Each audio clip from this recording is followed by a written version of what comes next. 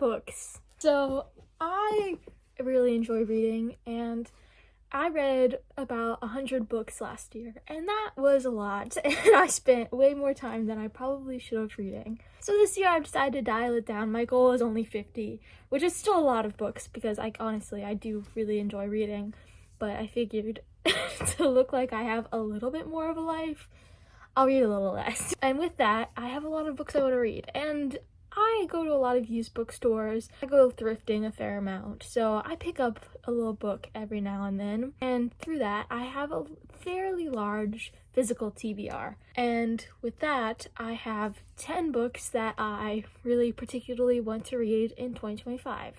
In no particular order, first up we have A Midsummer's Night's Dream by William Shakespeare. I made a video about some of my favorite books, and in that video I had Romeo and Juliet. So you can tell I like Shakespeare, and while I find it kind of hard to just read it straight up, I do think it would be a good reading experience to have rather than just liking a play from reading it aloud with a class. So this is the one I've chosen. I believe it's a comedy. Honestly, I have no idea what it's about. I just know it's by Shakespeare. So I decided I'd read this one. There we go. That's the plan. Next up, we have Pony Boy by Elliot Duncan. Now, I actually saw this book in Barnes & Noble a couple of years ago, and I saw it and I thought, that looks kind of interesting. And then I put it back, and then I saw, I think it was Jack Edwards on here getting this book as a gift from a friend, and kind of piques my interest. So when I was traveling, I got this book, and I'm really excited to read it. Next up, we have The Picture of Dorian Gray by Oscar Wilde. I've heard so many good things about this book, and I'm very excited to read this. I find it to be very interesting, the concept of this painting and everything. It's just so intriguing, and I'm really excited to read it. But I'm gonna be honest, just looking, and not to judge a book by its cover, but looking at the cover, the stare this man is giving me, a little intimidating. That's probably why I haven't picked it up. This is my sister's book. She's let me borrow it. Thank you for that.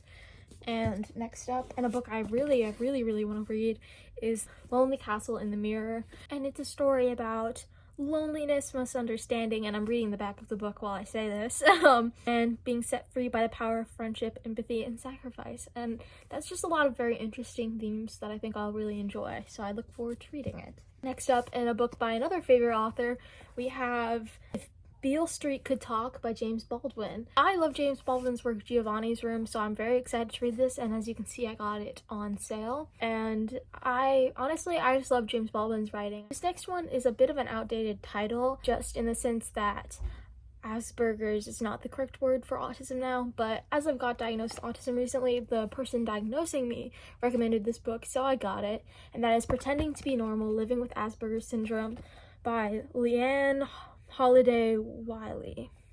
I find it to be really important to read books about people with autism as representation and understanding, and especially with my recent diagnosis, it really applies to me, so I'm especially interested. It also kind of reminds me of a book I read or finished today that is Strong Female Character by Fern Brady, I believe, and I really enjoyed that, so I would also recommend that, but I've already read it this year. Next up, and an author that I can't believe I haven't read yet, but I haven't, and that is Toni Morrison, and specifically Sula is the book that I plan on reading this year. I've heard so many good things about this book. I mean, it's just, I don't even know where to start. I've heard so many good things about her writing in general. I'm very excited to read her. This is the story of two Black women and their friendship, their dynamics, and their experiences in a town in Ohio, I believe. And I can't believe I haven't read a Toni Morrison book yet, so I'm very excited to read this. Next up, we have The Alchemist, which was actually recommended to me by one of my teachers and a close friend of mine, both of which told me that it was just one of those novels that's just kind of life-changing, so I'm very excited to read it. And I'm running out of phone storage, so I gotta hurry up. Then we have Women Who Run with the Wolves, which I got this from a free little library, and I was very excited to find this. I've heard this referred to as a female Bible, and it talks a lot about folklore and myth, which I just find to be very entertaining and very interesting, and I love reading an analyzation of that and seeing people's personal interpretations.